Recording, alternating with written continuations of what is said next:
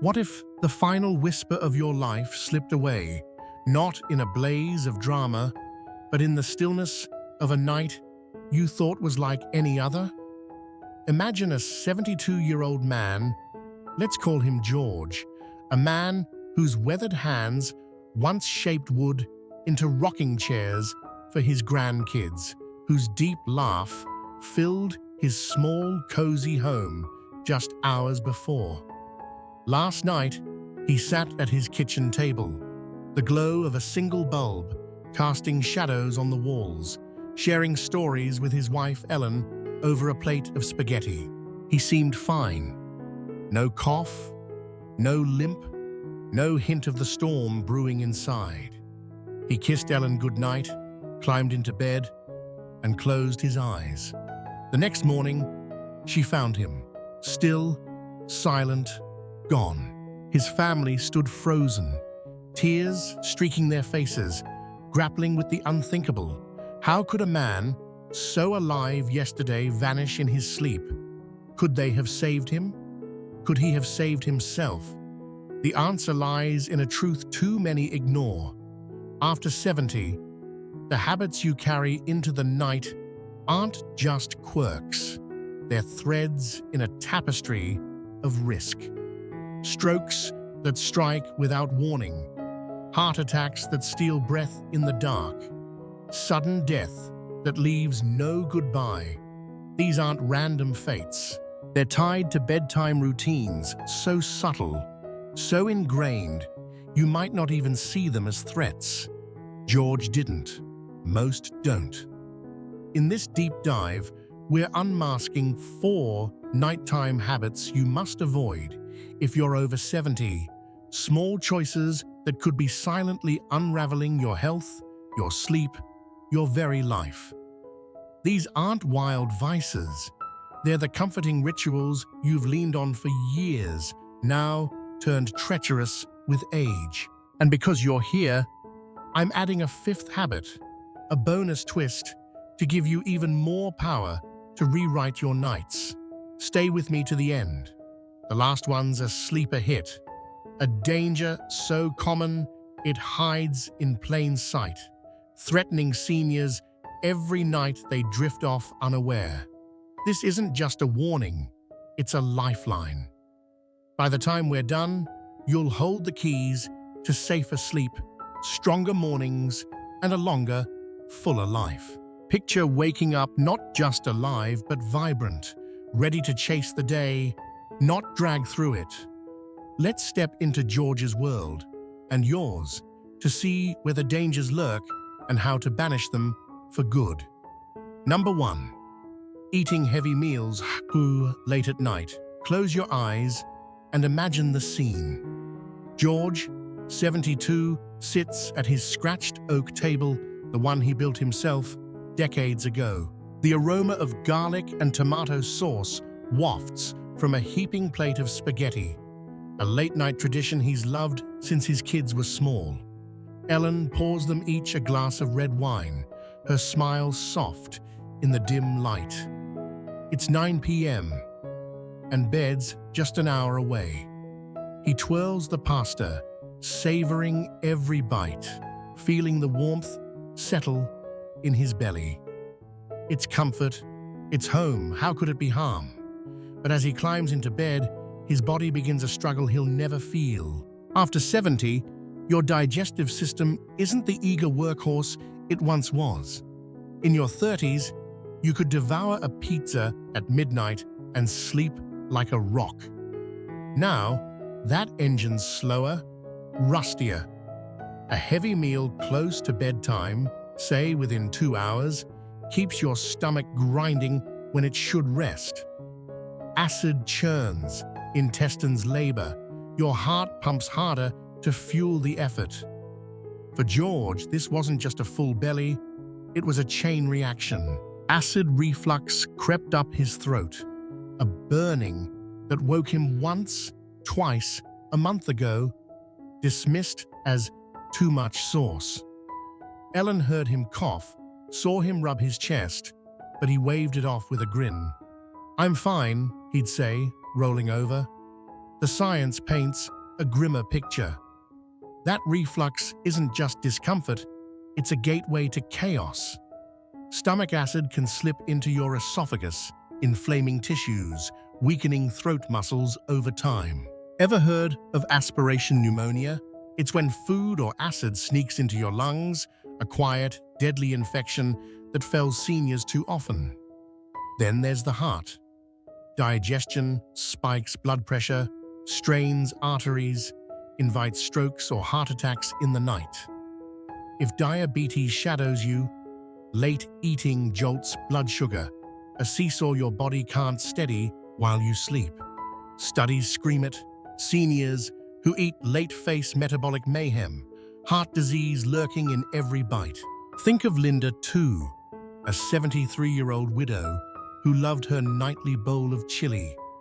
She'd sit by her window, watching the stars, spooning up beans and beef at 10 p.m. She'd wake with heartburn, blaming the spices, never linking it to the chest pain that followed. One night, she didn't wake up.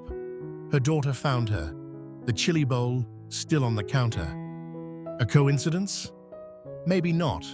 So what's the antidote? Push dinner back, 3-4 hours before bed.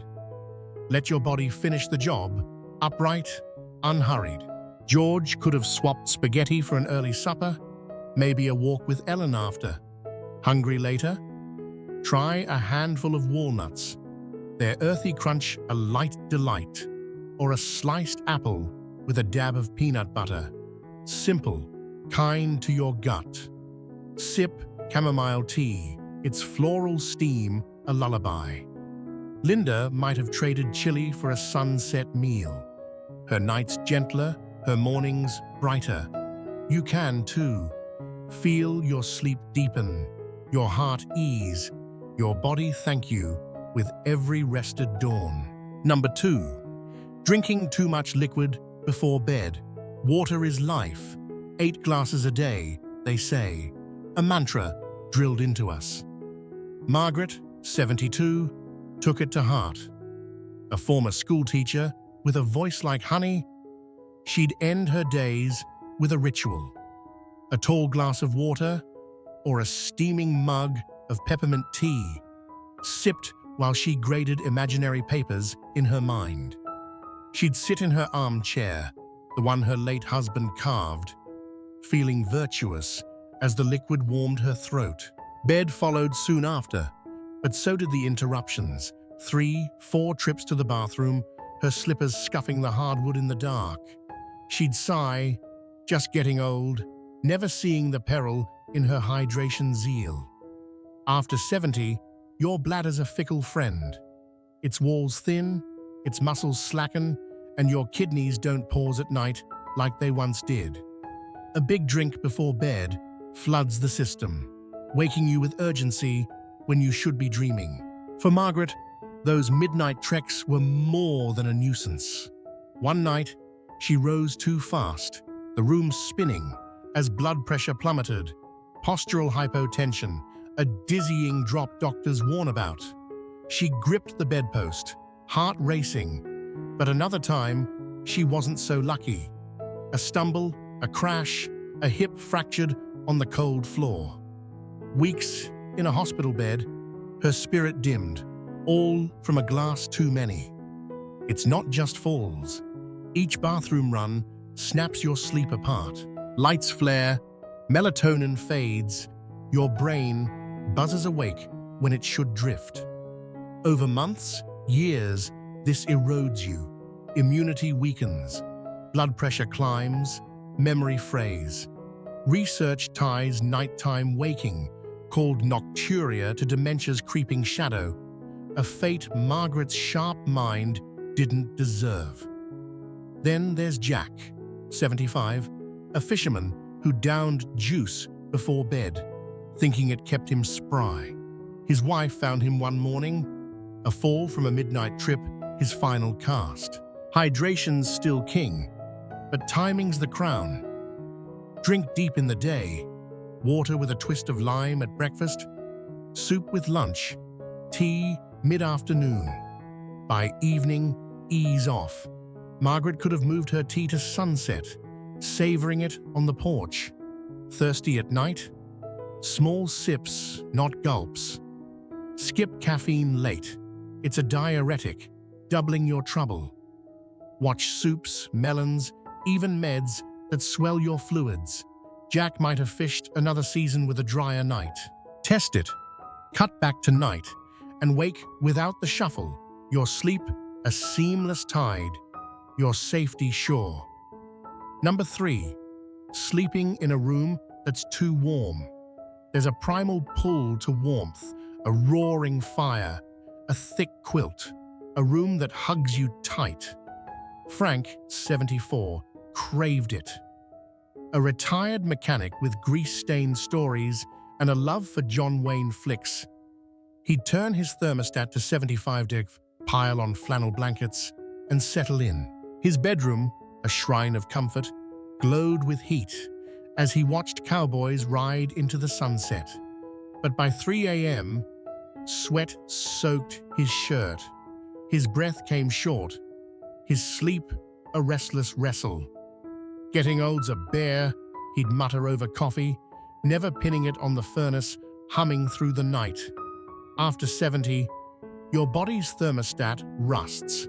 Sweat glands tire, heat clings, and your heart beats harder to shed it. Sleep demands a cool drop in core temperature, deep rest's golden ticket, but a warm room fights that. For Frank, it was a nightly siege. Dehydration thickened his blood, his heart strained, his brain fogged. Studies warn of clots forming in overheated veins, strokes striking in the dark, heart attacks waiting for dawn. One summer night, he woke panting, chest tight, a shadow of fear in his eyes. Bad dream, he told his daughter, but the heat told a different tale. Think of Alice, 71, a librarian who loved her electric blanket. She'd curl up with Austin, room toasty, only to wake clammy, her heart thudding. Her doctor linked it to dehydration spikes, a near miss she never saw coming. Cool sleep, 60 to 67 degrees, is the fix. Frank could have traded flannel for cotton, cracked a window to let the breeze dance in, set a fan whirring like a soft engine. Alice might have swapped her blanket for breathable layers. Her night's a sanctuary, not a sauna. Picture it, waking crisp, alert, your tools or books calling, your heart light. Turn down the dial tonight. Feel the chill heal. Number 4. Sleeping in the wrong position. Robert, 76, was a man of order. An accountant who balanced life's ledgers, he slept flat on his back, arms neat at his sides, a habit from his army days. His wife, Clara, heard the silences, his breath stopping, then gasping awake. Just snoring, he'd growl, but the bags under his eyes grew heavier, his crosswords took longer. After 70, position isn't preference, it's physics. Back sleeping lets gravity collapse your throat, blocking air, birthing sleep apnea's quiet terror. Age softens tissues, narrows passages, slows blood. Robert's pauses weren't quirks. They were oxygen dips, heart strain, risks of stroke or cardiac arrest piling up. Mornings, he'd sip coffee, head pounding, numbers blurring, Clara's worry a silent drumbeat. A doctor confirmed it. Apnea, fueled by his flat repose. Even without that, right side sleeping squeezes your heart, pooling fluid, whispering heart failure. Left side sleeping? It's magic. Circulation sings, digestion flows, reflux quiets. Take Helen, 73, a gardener who slept on her back, waking stiff, breathless. Her roses thrived, she didn't. A pillow to her left, a cushion for her knees, and she bloomed again. Robert learned too. Propped on his side, airways free, Clara's relief, a gift. Try it. Left side, a body pillow, a slight head lift. Feel your breath steady, your heart hum, your day sharpen. Sleep's not just rest, it's survival. Number 5. Rushing into sleep without a wind down. Here's the curveball. George, Margaret, Frank, and Robert raced to bed. George ate late, Margaret sipped tea, Frank watched shootouts, Robert puzzled till lights out. No pause, no peace. After 70, skipping a wind down isn't lazy, it's lethal. Your brain needs a runway, your heart a slow fade. Without it, stress festers, cortisol spikes, sleep skims the surface. Imagine George whittling a sparrow, not eating. Margaret meditating at dusk, not drinking. Frank swaps gunslingers for a radio tale. Robert journals instead of puzzles. Dim lights, soft jazz, a stretch, a breath. 30 minutes of calm cuts heart risk, deepens rest, studies swear. Ellen recalls George's restless nights, wishing she'd known. Test it, ease in tonight. Wake not just breathing, but thriving. Final thoughts. George's silence at 72 chills us. It's too close, too real. Late meals, excess liquids, warm rooms, wrong positions, no wind down. These threads wove his end, and maybe yours. But you're here, armed. Shift dinner, sip less, cool down, sleep left, slow down. Look at your nights. Restless, tired, aware now, act. Tonight, tweak one thing. Feel it. Sleep that holds you. Mornings that lift you. Share below. What hit home? What will you change? George's story ends. Yours doesn't. Live it well.